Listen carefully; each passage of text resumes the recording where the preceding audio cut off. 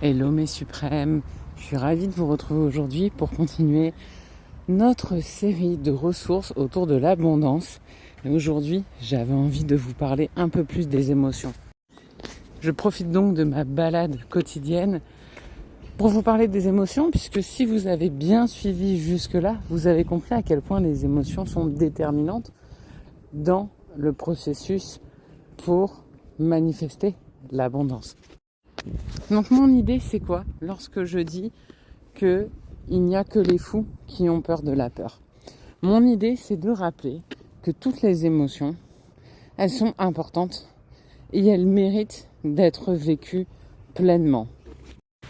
Si vous avez peur de quelque chose et que vous fuyez cette peur, en réalité, vous allez vous maintenir dans la peur.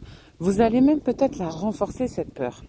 Alors que si, lorsque vous avez cette peur qui arrive, vous l'acceptez avec amour et avec bienveillance et vous vous dites « Ok, donc j'ai peur de ça, cette émotion est intense, elle me submerge, c'est ok, je l'accueille.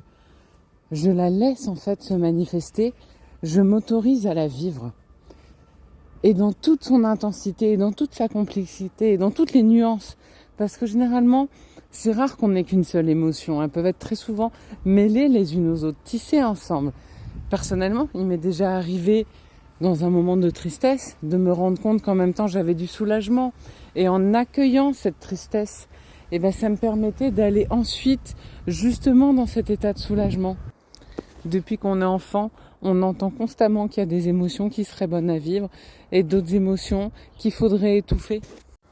Et à l'inverse, mes suprêmes, moi ce que j'ai envie de vous dire, c'est vivez vos émotions. Autorisez-vous à les vivre dans ce qu'elles ont d'intense, dans ce qu'elles ont parfois même d'inconfortable, parce que elles sont nécessaires pour notre bien-être quotidien. Et c'est uniquement en apprenant à vivre ces émotions qu'on va pouvoir atteindre un état d'abondance. Pourquoi ça ? Par exemple, si vous êtes dans la peur, je continue avec mon exemple de la peur, si vous êtes dans la peur et que vous vous autorisez pas à vivre cette peur, que du coup vous restez bloqué dans cette peur parce que vous êtes dans la fuite, ce qui va se passer, c'est que vous allez passer à côté du courage. Et c'est quand même dommage parce que le courage, si ça c'est pas une émotion grandiose et qui nous permet de tellement apprendre, et surtout le courage, une fois qu'on l'a ressenti, une fois qu'on l'a vécu, on sait qu'il est là, qu'il existe, qu'il est possible, on peut aller le rechercher pour affronter de nouvelles peurs, parfois même des peurs plus grandes. Et où est-ce que je vais avec ça, mes suprêmes ?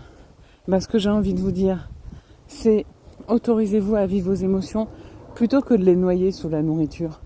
Plutôt que de les anesthésier avec le sport. Je suis spécialiste dans les deux cas, croyez-moi bien. Plutôt que de faire ça, ou plutôt que de faire uniquement ça, autorisez-vous aussi à vivre ces émotions à côté, à les ressentir pleinement. Mes suprêmes, soyez à l'écoute de vos peurs, soyez à l'écoute de votre peine, soyez à l'écoute de votre colère. Toutes ces émotions ont quelque chose de puissant à vous apprendre sur vous-même et sur l'abondance. Et sur ces bonnes paroles, je vous abandonne parce que je suis en pleine tempête de vent. Bisous!